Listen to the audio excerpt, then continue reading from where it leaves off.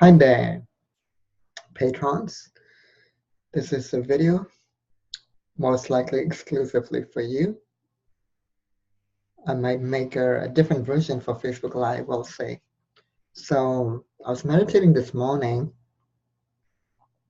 and the way I meditate these days is more like what's known as non-meditation, where I'm not watching my breaths or watching my thoughts. I'm not doing anything. I'm just being. I'm just being with everything and letting go of doing and letting go of the need to do anything, and letting go of even the need to quiet my mind. And within 15 minutes, I had this incredible realization come up, which is also related to a recent realization regarding the metaphor for awakening and purpose in our relationship with both as the frame, the picture, and the space all around.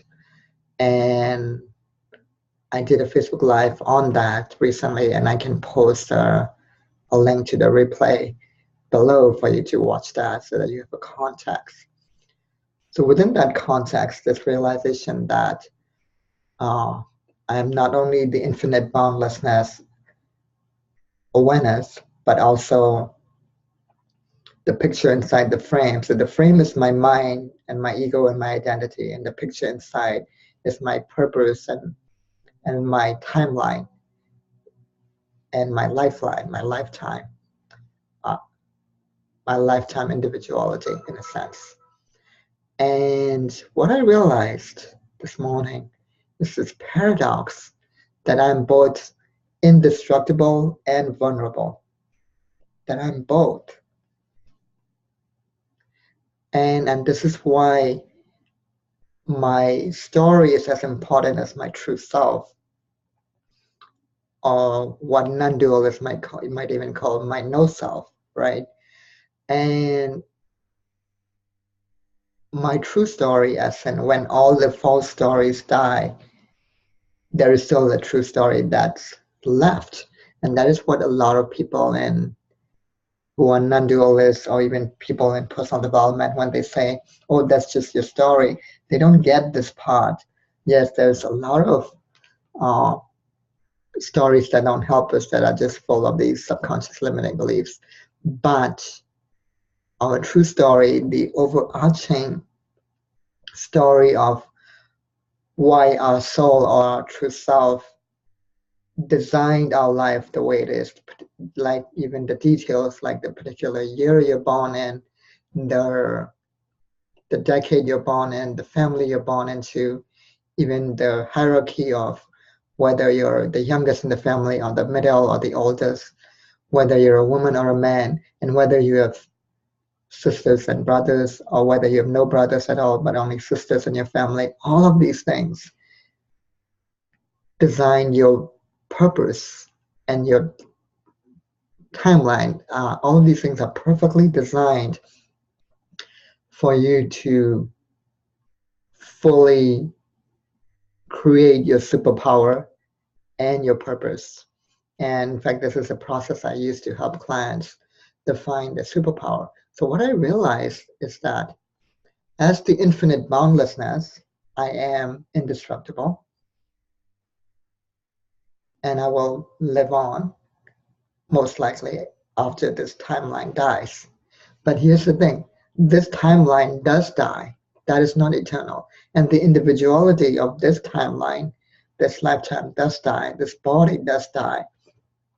So, and because it can be killed, because it can die, it is vulnerable.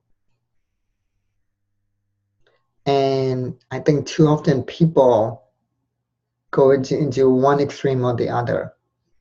They either get into too much of the vulnerability and become sort of what might be called a victim mentality, or they might go the other way and lose all compassion and empathy and just be very pushy and judgmental, and almost like they're God, right? Even though we're both God and human. So I just wanted to make a quick video regarding that. So let me know in the comments below uh,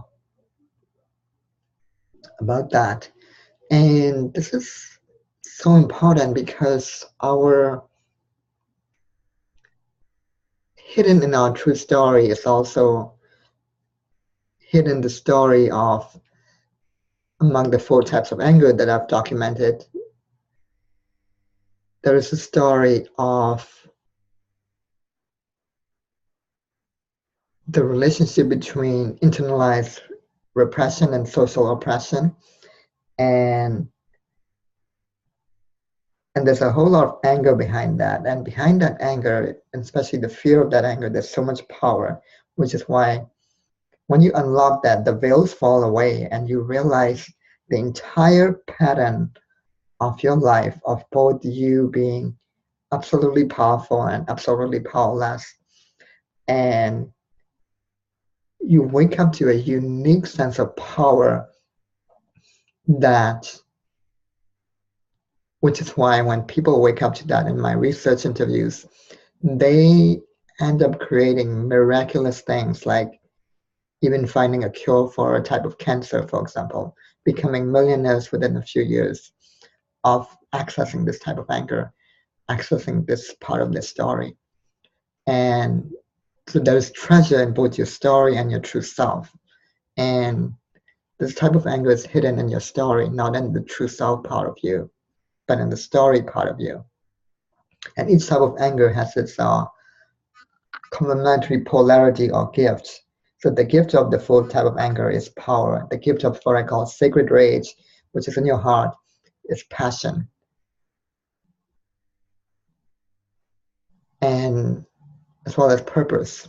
And the gift of even the adult temper tantrum is clarity, the polarity side of it. Even though that is the only type of anger that I might consider bad or destructive, even that has its own polarity and gift. And the gift of the anger from boundary violations is actually clear boundaries and protection, and a healthy flow of giving and receiving. So I will post links below on the 3 types of anger, as well as my diagram on that as well. All right, thank you so much. Have a great day. Bye.